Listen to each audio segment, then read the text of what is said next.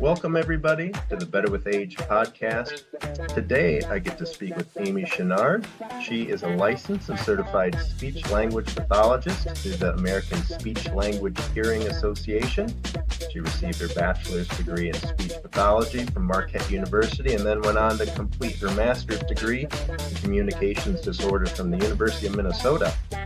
She's worked with clients in both hospitals and private practices, including her speech therapy practice, KidSpeak. After working with patients with oral myofunctional disorders for nearly 2 decades, Amy went on to complete the rigorous requirements to become a certified orofacial myologist with International Association of Orofacial Myology and Open Midwest Myofunctional Therapist in 2020.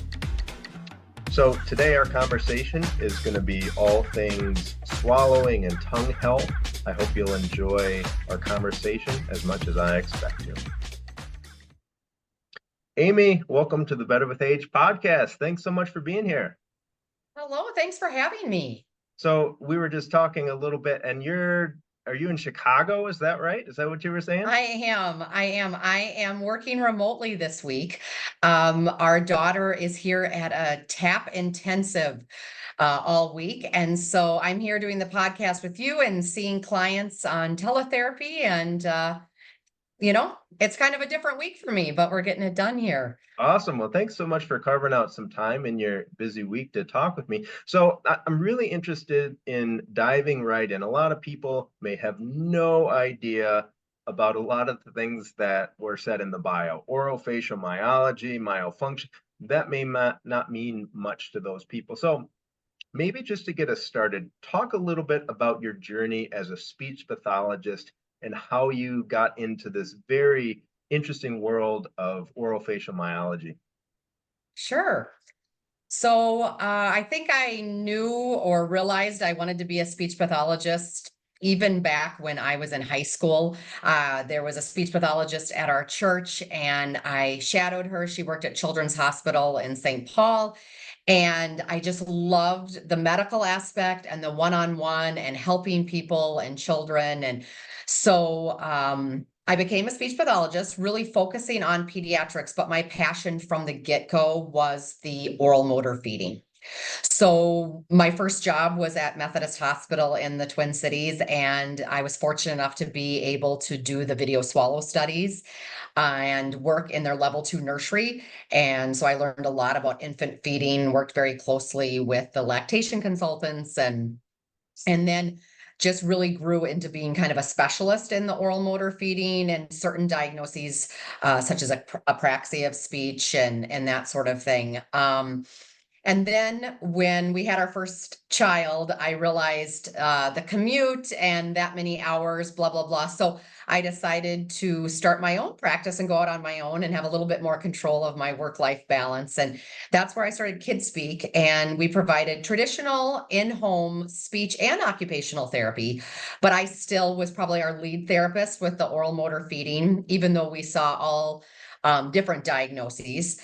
But, even early on, I was realizing that sometimes it wasn't just a developmental delay that the child was having trouble with certain food textures or certain articulation sounds. And so I always was very curious and researching about the muscles of the face and how they work, with range of motion and coordination and strength. And frankly, doing a lot of those oral motor type exercises, even though early on in my career, it was almost frowned upon. They were saying there's not enough research, don't do that. But I was seeing success in my practice.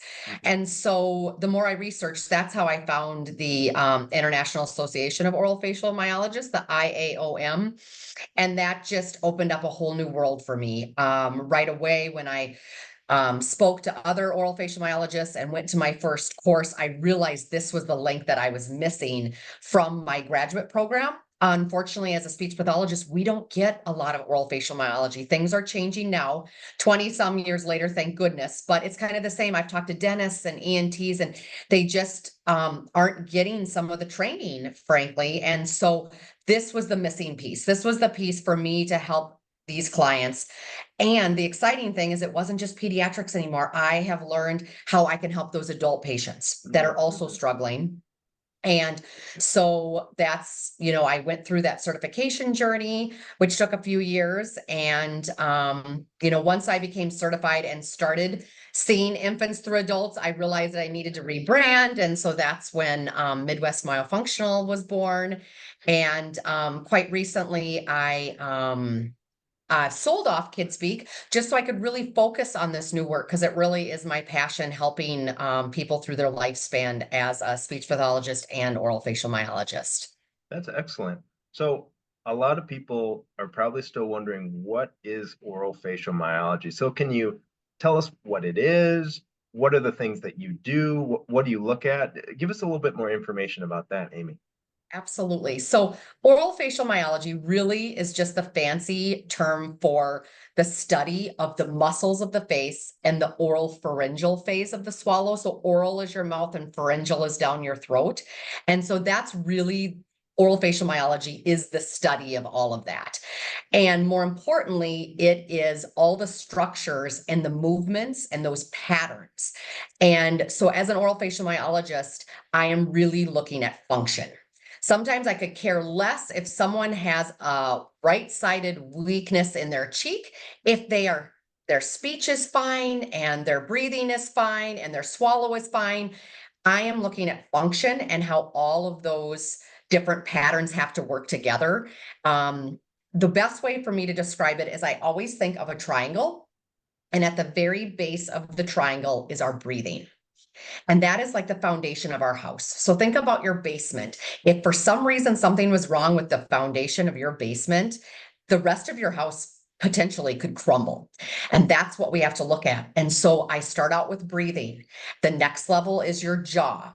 Then it's your lips, your tongue, your swallow. And at the very top of the triangle is speech, which has always kind of been mind blowing to me, because as a speech pathologist in our master's program, we start right at the top. Speech, speech, speech. And that's what's been so eye-opening to me, is if there's something disordered or not functioning in one of the other areas, it's going to really be hard to correct someone's speech articulation or to help someone with their swallow, that next level down. And so as an oral facial myologist, we're looking at all these areas, and it's a very bottom-up approach. So that's probably one of the easiest ways to describe what I'm looking at. Sure. Talk to us a little bit about the breathing that you do. Is there a certain assessment that you like to do? What are some of the common things that you end up Yeah, exploring or addressing absolutely. with people? Yep. So breathing, as I said, is your foundation, the utmost importance. And a lot of people are like, well, of course you breathe, you're born breathing, that sort of thing. But it's nasal breathing. Okay. And it is nasal breathing day and night. I've had many of people say, oh yeah, I'm a nasal breather. And then in my evaluation, I see their lips are slightly parted. So that would be more of a mixed breathing. They have nasal, but they also have mouth breathing. I have other people that, oh yeah, I'm a nasal breather, and they really are. But then as we start talking about their sleep and nighttime and some issues, find out they're snoring, their mouth is actually open, there's drool on their pillow. And so they really aren't a nasal breather, even though they think they are, because, oh, I do that all the time during the day. It's nasal breathing day and night. And there actually has been some research on the importance of nasal breathing. For one, some recent studies have found about concentration and memory, that when you get good, deep REM sleep, good quality sleep, it shows in your concentration and memory. So that really is important when we're talking to about pediatrics. There have been some children that have been misdiagnosed or been told they might have ADHD-like symptoms, but really it links back to their breathing and their sleep. Also, they've been actually measuring different levels of gases. And when you are a nasal breather, you have 10 to 20% better oxygen intake than when you're a mouth breather at night. So again, that's why we're looking at a lot of these individuals who might be put on a CPAP, trying to figure out and help them, like, yes, there definitely is a place for a CPAP. Some people need that extra oxygen, but is there something going on with their tongue and their ability to nasal breathe that maybe could improve their issues? And so they might not have to be on a CPAP. Also looking at nitric oxide, that helps with your cardiovascular system. And they actually have found that, there's certain enzymes that are produced when you are nasal breathing, and that helps with the nitric oxide as a bronchodilator and a vasodilator, and so that's what helps lower blood pressure. So again, there's scientific research coming out about the importance of nasal breathing versus mouth breathing. And so that is one of the first things that I work on, whether it's pediatrics through adults, is how I can help someone be a nasal breather day and night. Sometimes that's exercises that we can do in the office. Other times it's a referral. Do they need to see an allergist? Do they need to go to an ENT? Because what could be causing them having difficulty being a nasal breather day and night? Once I know that their structure is open, like if their allergies are well managed and there's nothing structural going on, like adenoids or turbinates or a deviated septum or something like that, if I know they have a clear nasal passage, that's when I can help introduce breathing exercises and help them attain nasal breathing day and night. That's excellent. You mentioned a couple of signs and symptoms that might show up for somebody. Perhaps somebody's listening. You mentioned mouth breathing at night, snoring, maybe drool on the pillow.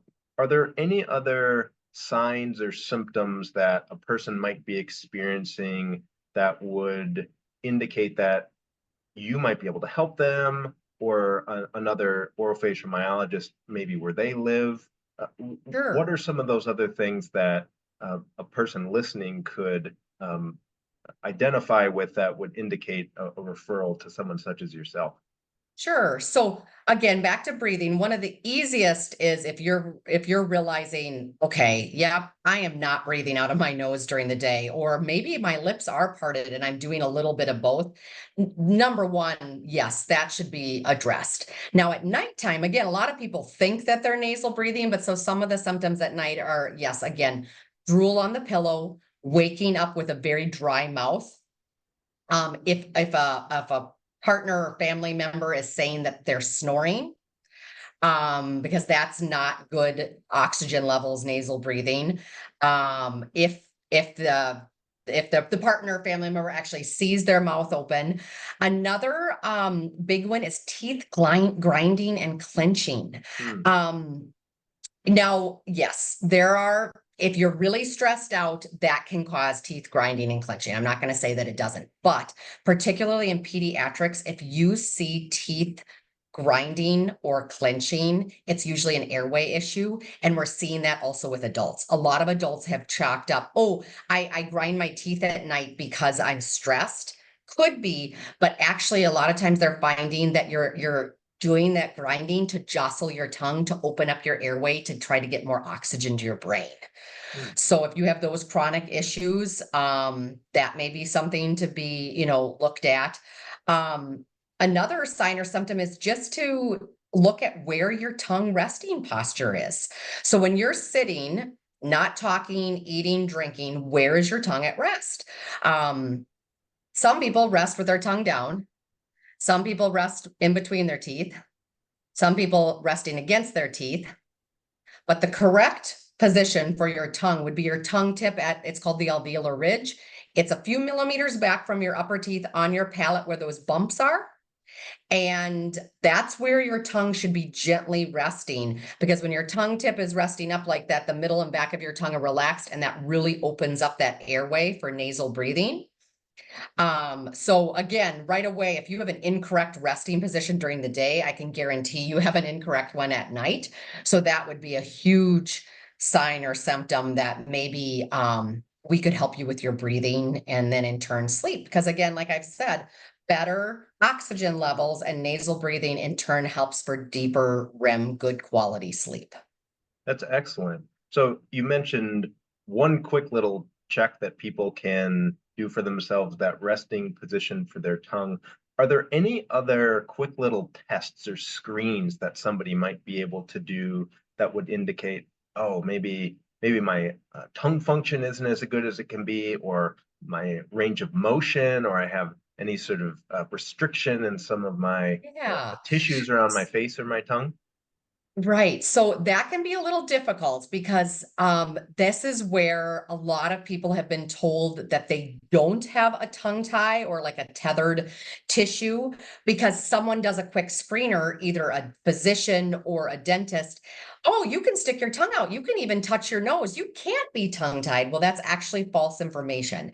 Of course, there are different severity levels. And yes, if the tip of your tongue is connected with your frenulum. That's that skin, that fascial line that we can see that connects the tongue to the floor of your mouth. If that is connected at your tongue tip and you can't stick your tongue out at all, like past your lip or teeth, you're definitely tongue tied and you should, see someone.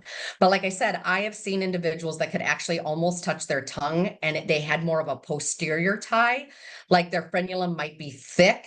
It might be too short, and that's more of a posterior tie, and that also would be pulling down your tongue, especially at night when you're sleeping and closing off part of your airway. So it's a little tricky for someone to like self-diagnose or do a quick test. But other signs and symptoms, if someone has had orthodontic relapse, I've had a lot of adult patients that are on their second or third round of Invisalign. For Mm, example, they had braces when they were a teenager, like most of us. But then when they were in their 20s, they had to have it again because their teeth shifted. And now they're 40 or even 50 years old and they're sick of their teeth. And so they're back in Invisalign. Well, maybe they finally got with an orthodontist that is noticing it's their tongue that is pressing or thrusting against their teeth, that is shifting their teeth. So that's also a sign. If someone has orthodontic relapse, that certainly can indicate that they have a tongue thrust or incorrect tongue resting position, swallow, possibly a tethered tissue. And that would be something that we could help and address.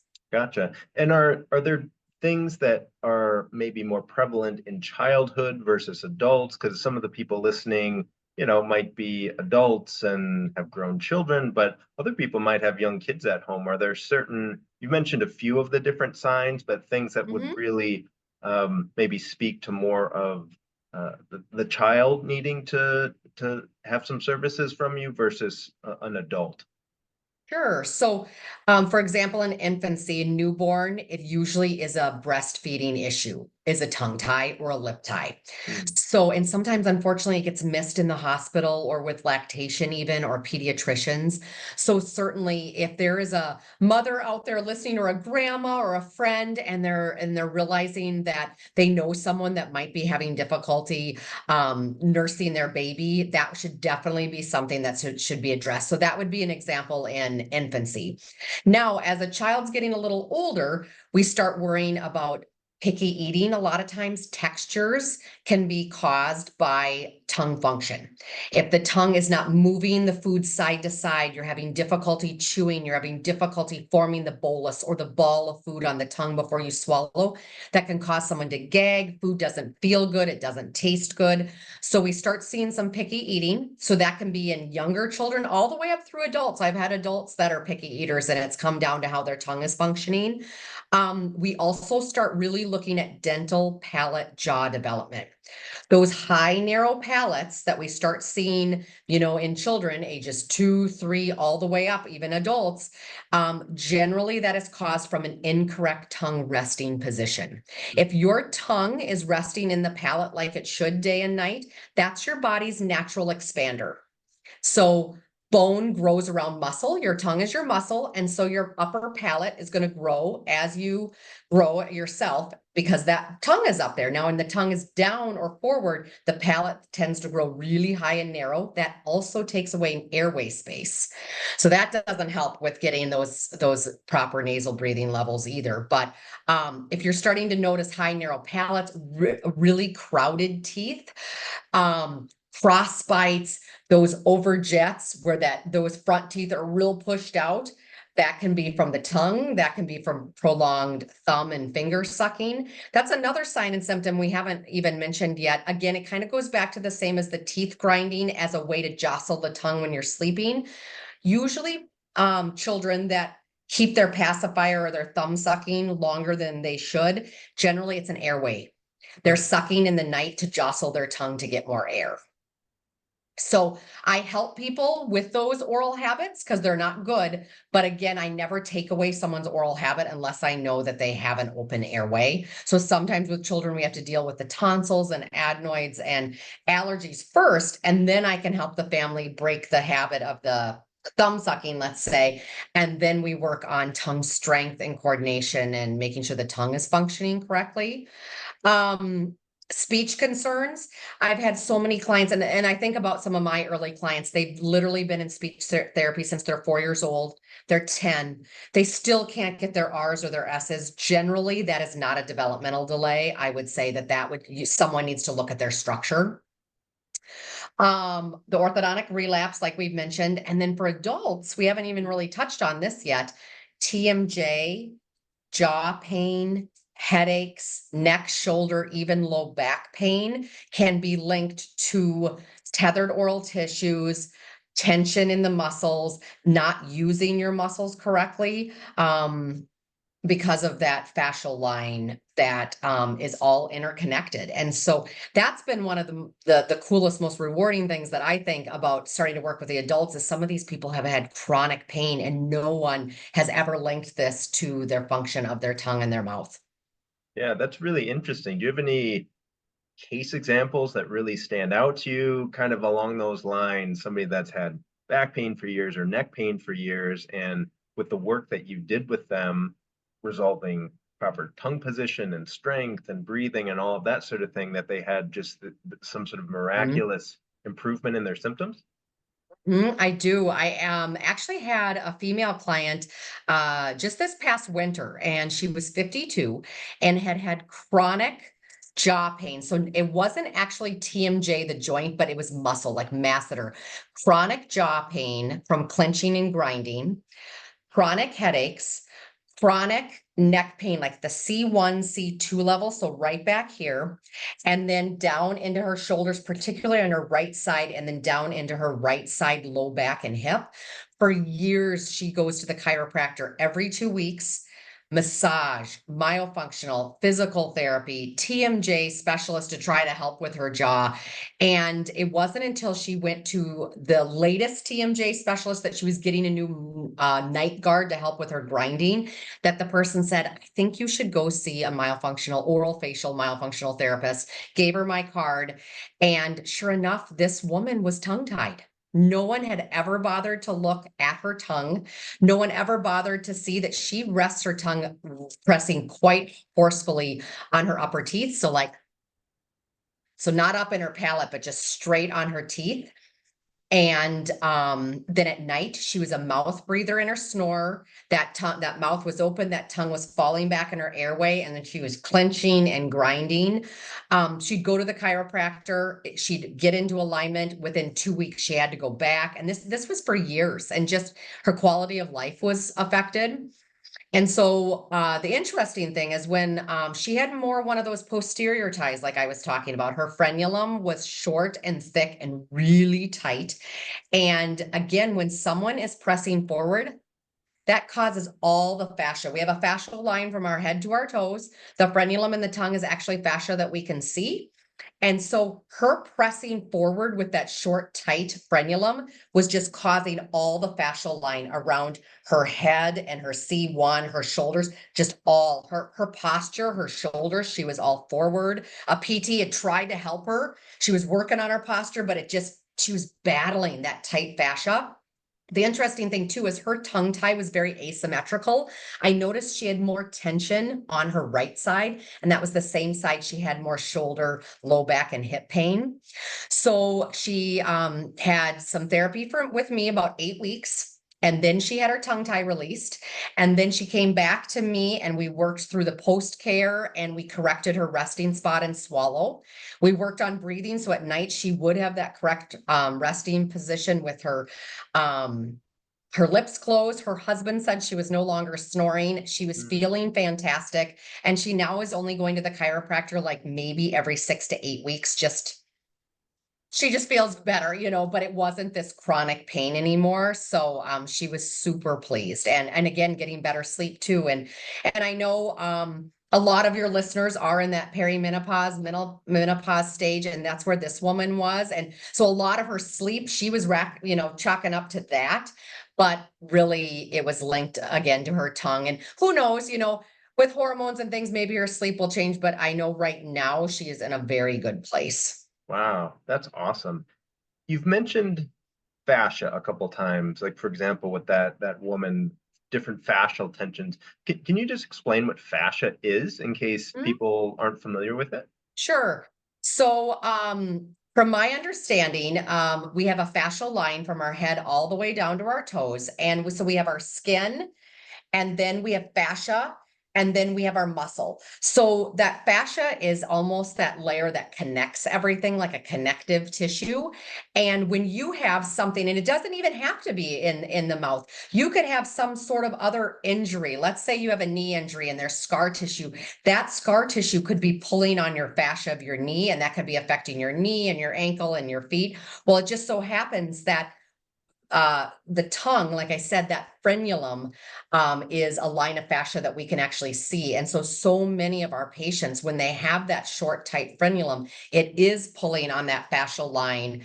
And and so that's where helping them with their tongue range of motion and, stretching, and then more than likely having to get those tethered oral tissues released, whether that's in the lip or the tongue, that really helps the rest of the fascial line. I would be remiss if I didn't say it's not all about what I do. I work very closely with physical therapists, cranial sacral providers, other myofunctional therapists, chiropractors. Because again, if I'm working on the muscles of the face and maybe releasing some tight fascial lines, oftentimes I need help fully releasing shoulders, neck, back, hips, all the way down to the feet. So I really encourage people and I have lists of names that I give out that we need to work together, especially pre and post a tongue tie released. It's very important to have some body work done pre and post in addition to the work they're doing with me. I appreciate that. It's as they say, it takes a village. It's fun to be Yes, able for to work sure. in teams with people such as yourself and a dentist and an OT, and just to make sure everybody's giving their best to the patient. And it one of the really cool things that I've learned from working with you over the years is how appreciative patients are when this team kind of coalesces around them. And so many people come from this all too common experience where they maybe have a primary doctor and that person maybe is dismissive or certainly is not an expert at all things at a minimum. And so when they sort of come to find this wonderful team, it's almost like this blanket that just sort of wraps them in support, and people are just very grateful for that. And it's a lot. I mean, it can be more than people know what they're getting into at first blush, but boy, as you spoke about that one woman, some of those results can be just really, really amazing.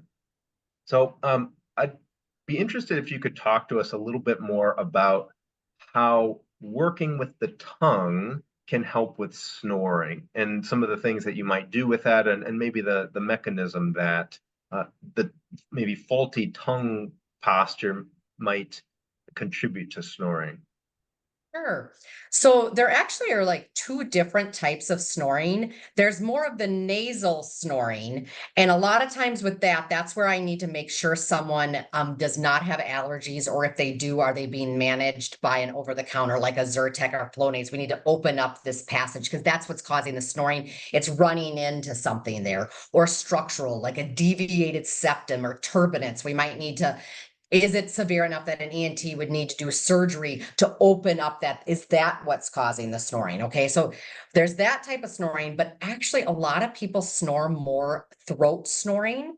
As we age, we lose collagen and muscle mass and all of that. Well, your soft palate also starts to lose. And so part of some of the exercises that I do with some of my adult patients when we're working on nasal breathing is we actually have soft palate strengthening exercises, because what happens is when that airflow is coming up through your lungs, and even if we've worked to have your lips closed, if that soft palate is hanging down, that also is going to contribute to snoring, and you're not going to have the best nasal airflow. So so that's one, we do not only the breathing exercises for the lungs, we want good diaphragmatic breathing, not breathing up here from our shoulders, the nasal breathing, but also really making sure that that soft palate is strong. And so that's something that I can help patients with, particularly in the older population. That wouldn't be something that I would necessarily have to work with kids. Yeah, I can attest to how many patients that I work with who talk to me that their sleep is disrupted because of their partner snoring. And I'm sure there might be some people listening to this who think, oh, I need to get my Yeah. significant other in to see Amy, and maybe Yeah. that could Yeah. account for me getting a few more hours of sleep. Yeah. So that's That's excellent. definitely the case. And the thing is now, with the internet and the web, people, you don't know how many people come into my office say, "Oh, I read all about this lip taping. I've been lip taping my lips and I have to rip it off in the night, or it's just not working, or blah blah blah, whatever." And again, yes, I use lip taping with my patients as a device to help train the brain to be a nasal breather. But again, you have to stop and think, if something is going on with your structure, your soft palate, your tongue position, because again, if that tongue is at that correct resting spot, the middle and back of your tongue are going to be relaxed, and that's going to open up that airway. But if your tongue is low at a rest, or even forward low, pressing your teeth, gravity, when you lay down at night, the back of your tongue is going to close off part of your airway. So, we can't just go about lip taping. Again, we have to make sure these passages are open. Then we have to work on tongue positioning. We might have to work on soft palate strength, some breathing exercises, and then eventually we would use lip taping as a means to try to train the brain to keep those lips closed. Because again, a lot of times those muscles are going to be weak. Your lips and your risorius here, you're going to be weak from chronic mouth breathing. So we need to strengthen these muscles and train those lips to stay closed at night. That's excellent. I'm sure there are a lot of people thinking, oh, this might be something like the missing piece, maybe that they've been searching for years, and maybe have tried some of the traditional things that you have described, chiropractic or physical therapy, or splint therapy for their jaw, and this just isn't something that they've considered. So I'm really happy that you've been able to share some of this information with our listeners. Let's switch gears just a little bit. And I just wanted to ask you, how has your notion of aging changed as you've both aged, but also gained new insights and wisdom as a practitioner? That is a wonderful question. I think, and I see this with my clients, because what I do, definitely as a speech pathologist, we are medical based, and there is, research to back up what we do. But what I do, I think people would consider as more on the holistic side. It's not just traditional, maybe Western medicine, and that's one reason there's not very many of us, and maybe people don't know of, their doctor may not know about an orofacial myologist. And so I think for even myself and my friends and my family members, you need to be an advocate for yourself. So if you go to the doctor and you are struggling with something, whether that's your breathing or your sleep, and they give you an answer, I've had many friends that have been told, "Oh, that's just hormones, that's just menopause. There's nothing we can do for your sleep." That's not true. You follow your gut and keep asking questions. Find a different doctor. Find a friend that maybe has found someone. I mean, just don't take no for an answer. I feel like we have to be a real advocate for our own health. And there are so many things that we can do as we age to improve our mental, physical, and emotional well-being, that I think just that's the bottom line, to just be a real advocate for yourself and don't accept no until maybe you actually really have to. But I mean, there are so many things we can do to improve our health. Yeah, I think that's well said. Do you have any non-negotiables with your own health, whether that's certain amount of exercise days per week or cardio or certain nutrition that you're going to do or a certain number of hours of sleep? What have you found that just is an absolute must for you? Well, number one is good sleep. And this is the other thing. I have had so many friends, family members, patients that have said, "Oh man, I get 9 or 10 hours of sleep and I'm still exhausted." Well, that gets back to their quality of sleep. So it's not just the number of hours that you're sleeping, but are you getting good REM quality sleep? And most of the time that goes back to that nasal breathing. So yes, sleep is very important. I would say 7 hours, but it's good quality 7 hours of sleep. Number one is lots of water. I can feel that with myself that if you drink, I probably drink 64 to 80 ounces of water a day. My skin feels better. I feel better. So I think water intake is really important. Exercise is extremely important. I feel like my exercise regimen has changed as I've aged. I used to be all about cardio and maybe trying to lift heavy weights and that sort of thing. But I've really found for me personally that I do a lot of yoga, and yoga and Pilates uses your own body weight, because as women age, it really is important to have some strength training for your bone health. But I don't feel it's the same strength training that I maybe needed to do when I was in my 20s. So for me personally, yoga has been really wonderful for full body, and it also mentally puts me in the right place. I also am a real proponent. I love sauna and cold plunges. There's lots of benefits to your metabolism and just your overall health. So those are some of my, personal things that I do. I also take different supplements and, that sort of thing. So How often do you do your cold plunge, Amy?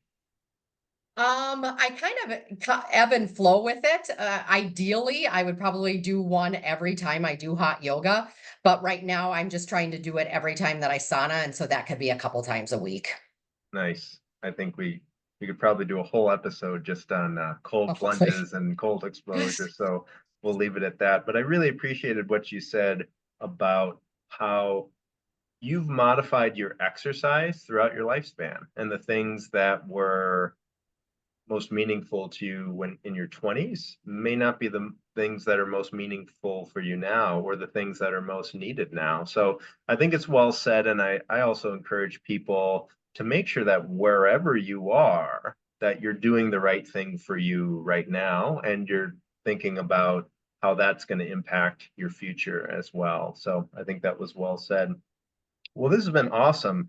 Can you just describe or tell people how to find you, your practice, any social media that you happen to be on, in case people are curious to contact you?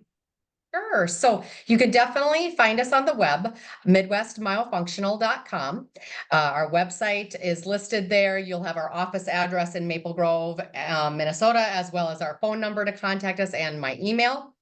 But you can also find us on Facebook, Midwest Myofunctional Specialists, and on Instagram, Midwest Myo. So those would probably be the best ways to reach us. Awesome. Well, thanks so much. I don't want to take up any more of your time. I'm sure there's plenty of tap dancing to get to, and to be able to watch and enjoy those moments when your daughter is still young. So that's awesome. So thanks again, Amy, and I look forward to talking with you soon. Thank you for having me. I really enjoyed it. All right. Bye now. Thanks for listening to the Better with Age podcast conversation with Amy Chouinard. If you're interested in learning more about Amy and her practice at Midwest Myofunctional Specialists, you can go to www.midwestmyofunctional.com. There you can find her email address and different ways to be able to stay in touch and contact Amy. Also, if you're interested in learning more about strength training, bone health, longevity, learning about gut health, improving sleep quality, feel free to check out the Better with Age program. That's at www.betterwithage.online. Here you can learn more about everything that's involved in the program and how it can help you live a better life, not just now, but for years to come.